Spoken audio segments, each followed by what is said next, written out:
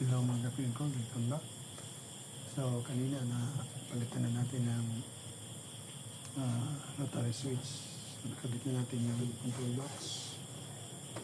So ngayon, i-check muna natin yung service cord at saka yung pihitin natin yung switch at saka yung thermostat. Pag tumunog siya, so okay yung natin rotary switch. So, ngayon gagawin natin is bago natin isaksak sa outlet, tapos titingin naman natin. So, madali lang mga kapatid ko pag-check bago natin panarin. Yan, i-buzzer mo lang. Yan. So, ngayon pihitin natin ang una yung thermostat. Madali ayan. Pero narinig nyo, off yan, on. Yung switch, rotate natin. Ayan, tumutunog siya. So meaning is, may na siya, connection o umanda na to. So off natin. So ngayon, lagyan natin ng digital accelerometer. So, meron tayong extension. So, yan ang set natin sa amperes. So, dito nakalagay yung amperes is 2.42. So, 2 amperes, 20 amperes, 200 amperes. So, dito tayo sa 20 amperes kasi 2.42. So, ngayon, field code. So, titestingin natin. So, sabi ko kanina, meron ako nabili na second hand na window type. Ang problema is hindi na lumalamig, hindi manda rin compressor. So i-try natin, andarin natin kung ano talaga ang nangyari at ayaw lumamig at hindi manda rin compressor. So i-troubleshoot natin kung ano problema. So pandarin natin kung bakit hindi manda rin compressor natin. Yan, nakapirad ko, nakasaksak na. Lagay natin yung ano natin dito.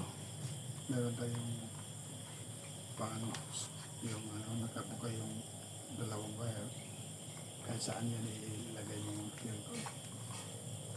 Para wala na natin umandar na yung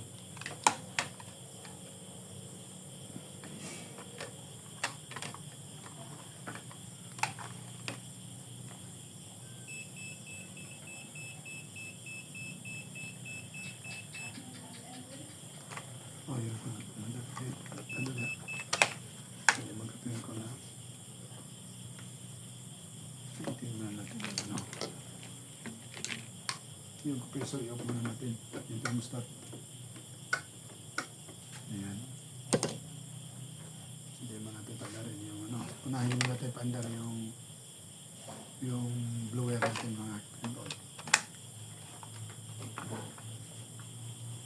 Ayan. Pihitin natin. Mandar yung natin. May label pala. May label mga kapin. So, pan lang yan.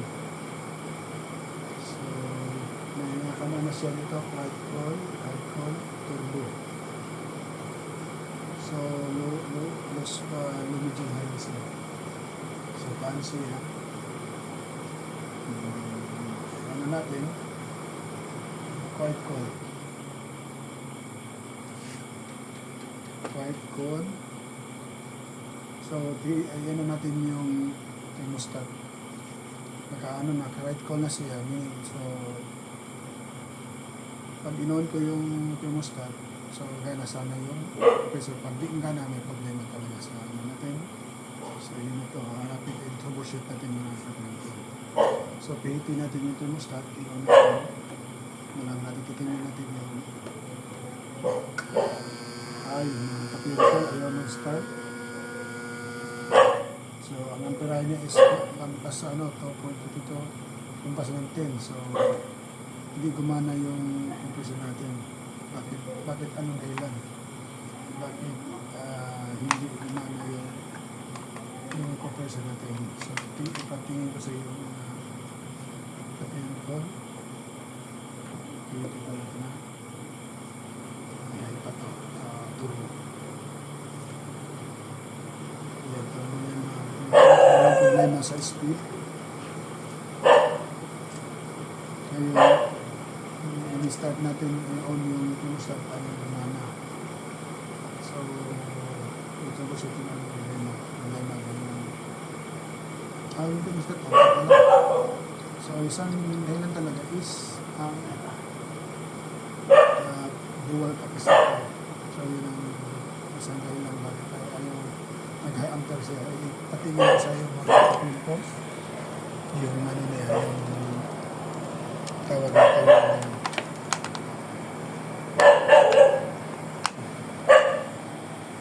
Nakita niyo mga kapatid. Sandali ha, yun ko ha. Yun po yung thermostat. Makita yung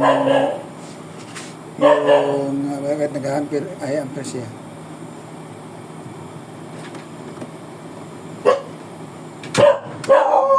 Ayan mga kapatid, nakita niyo. Nag-ampere siya. So may problema. Hindi natin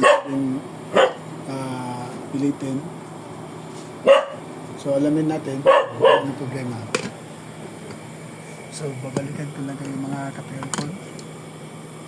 Bubuksan natin ulit. Ngayon yung asa namin. So i-off lang muna natin mga kapatid ko. Kasi naingay. Sige, maraming salamat po. Babalik lang ako.